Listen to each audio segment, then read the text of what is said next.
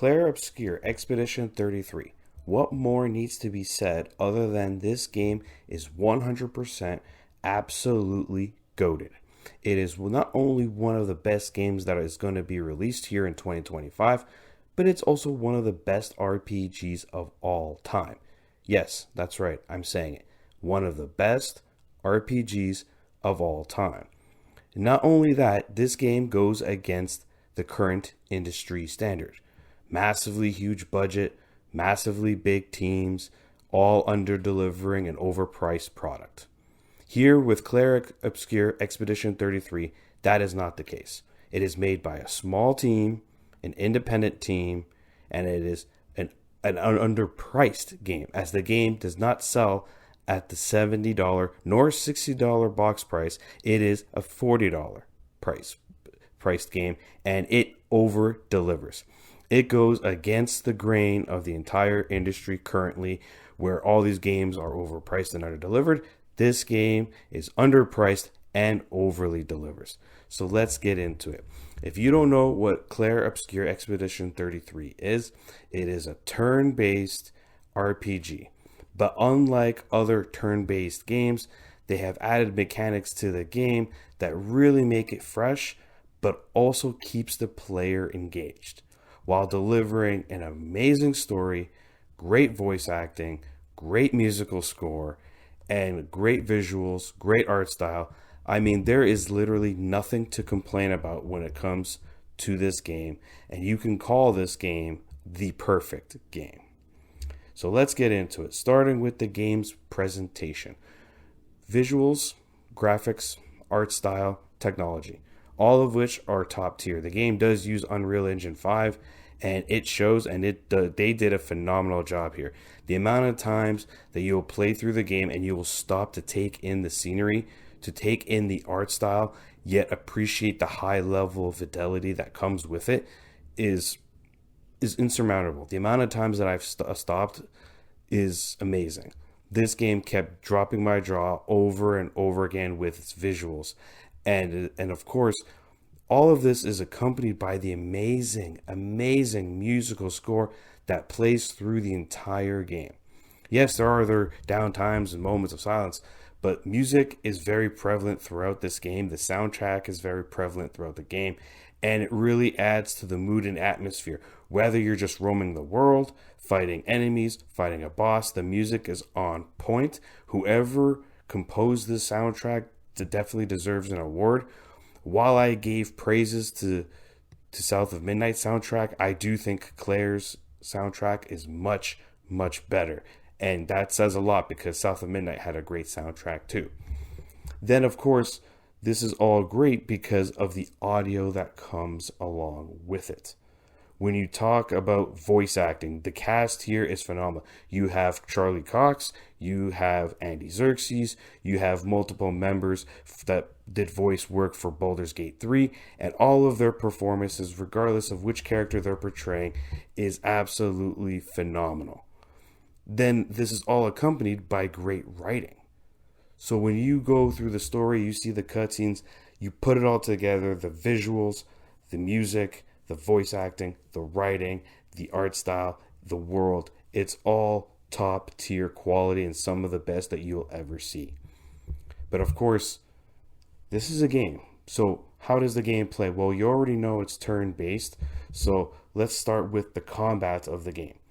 Now, typical turn-based, as you know, you make your moves, then the enemy goes. The big difference here is when you are attacking.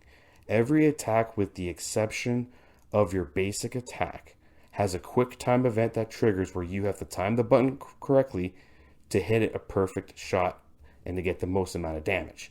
In some cases, if you screw up, your own character can be punished. For example, Lune has a spell called Wildfire that if you don't hit the perfect buttons twice, you will take damage yourself because it's part of the spell and the nature of that spell. So being active on attack is very important. So hitting those quick time events is very important. But then when you're on defense and the enemy AI is attacking you, you don't just sit there and watch the enemy attack you like you do in other turn-based RPGs. In this game, you have to dodge, you have to parry, you have to jump. If you don't do these things, you will die. You can't just tank the damage in most cases, especially against bosses. You will die. The whole point is you have to use these in order to survive. Now, that being said, I played the game on the normal difficulty, and you do not need to master these mechanics in order to beat the game. You will need to use them, but you don't need to master them. So reaching a certain level of efficiency while using these things will help you finish the game, and it will be moderately challenging. Obviously, if you go to the side content on the normal difficulty, there are optional bosses, which, yes, they will hand you your ass if you don't have these things mastered, but they are optional bosses, not the main bosses. But furthermore, the game does have 3 difficulty settings, and you can change it anytime so long as you're not in combat. So if you are playing on a normal difficulty and you find it a little challenging, you can dial it down if you like. But for me, the normal difficulty was very fair. It wasn't too hard. It wasn't too easy. I did die a few times, but overall, it was a fair challenge in my opinion. And because the combat is so engaging like that, you have quick time events for attack, you have to dodge, parry, or jump on defense, the player has much higher level of engagement that you do with other turn-based games. So if you are not a fan of turn-based RPGs, you may be a fan of this game despite that, just because this game does a much better job of keeping the player engaged versus other turn-based games. And of course, all of this combat, despite the enemy variety and all the different enemies, this really shines when you're facing bosses. The boss battles in this game, especially the optional ones, the secret ones, they're pretty nutty. They are pretty nutty despite being a turn-based game. And this is where the systems really shine, because bosses do have multiple attacks that you, the player, have to counter. And because you have to counter them, it gets challenging because some of these bosses do hit pretty hard. So the combat itself, while it's great and engaging for regular enemies, it is enhanced even further when you're fighting bosses because of their attacks. And of course, the bosses are very well designed aesthetically. They have different mechanics and attacks of their own. And then they're usually, because they are a boss, accompanied by a kick-ass soundtrack to go along with it, which just enhances the encounters even further. But when you are not in combat, you have your progression. This is an RPG, of course. So you have skills, you have attributes, and you have your weapons, all of which can be upgraded as you progress. You earn XP as you progress through the game, and then you choose how you want to level up and build your characters. You can respec. There is an item that allows you to respec, and you can respec fairly often, as I found a lot of these items. So it wasn't like a Souls game where it's very, very finite. There are pretty generous, especially if you do some of the side content.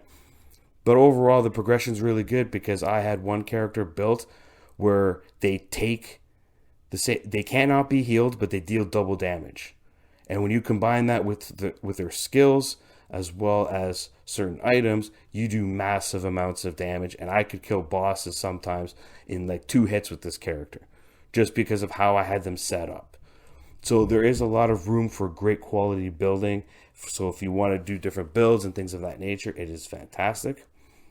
Then, of course, we have the exploration part of the game. Now, the exploration part of the game can be broken down into 2 sections. You have the main section, which is you enter an area, and it becomes akin to more like Final Fantasy X, where you roam the world, items are displayed on the ground, you know where they are, you can pick them up, you see the enemies, you can choose to engage them, you can try and choose to dodge them, but it's that kind of mindset, but there is no minimap. It needs to be said. When you are in these sections of the world, there is no minimap. Then you have the overworld, where you actually go around, not in terms of a little area or a dungeon of sorts, but you have the open world that allows you to go anywhere you like. That open world does have a map. It has a map. It tells you where the main objective is, and that's about it. And it is a beautiful overworld. It looks beautiful, great artistically designed, and you have the freedom to go as you see fit. So the exploration is kind of split in those two aspects. The overworld, which gives you full freedom of where to go and it tells you where the objective is and has a map. Then you have the dungeons where you enter these little areas that are pretty linear but have no map whatsoever, and you have to figure it out yourself. But that's where the level design comes into play. Because the level design in this game, when you are in those dungeon-like areas, they illuminate the path that you're supposed to go. There's usually lights, or the lighting is set up in a manner that kind of tells you, hey, this is the main path, and over here that you see is a side path.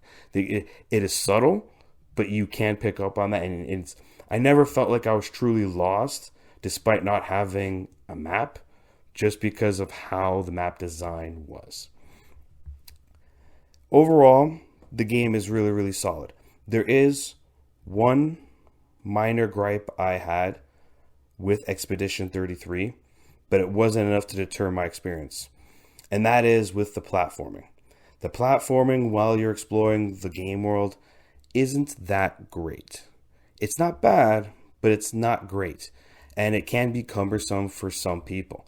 That being said, because how little of it there actually is, it wasn't a bother to me whatsoever. It wasn't like it was a main staple of how this game was to be played. There were just little nuanced sections, nothing fancy. It can be cumbersome, but it didn't deter my experience in any way. But it is worth noting that there is some minor tedious platforming sections, but again, they're few and far in between. Overall, Clair Obscur Expedition 33 should be noted. It should be supported. This is the game that we as gamers really need to rally behind. You're talking about an independent studio, no corporate bullshit, that over-delivered a product that is being undersold. Let that sink in. Small team, underpriced, over-delivered. That is a big win for gamers, and there's no microtransactions. Big, big win, and the quality here cannot be ignored.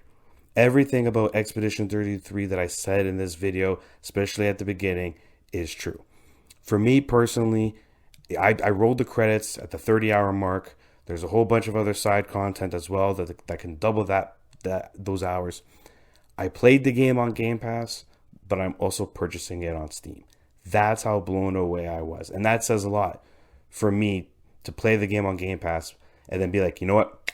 I'm buying it because it's that good. In my opinion, Clair Expedition 33 is not only a game of the year, it is one of the best RPGs of all time, hands down.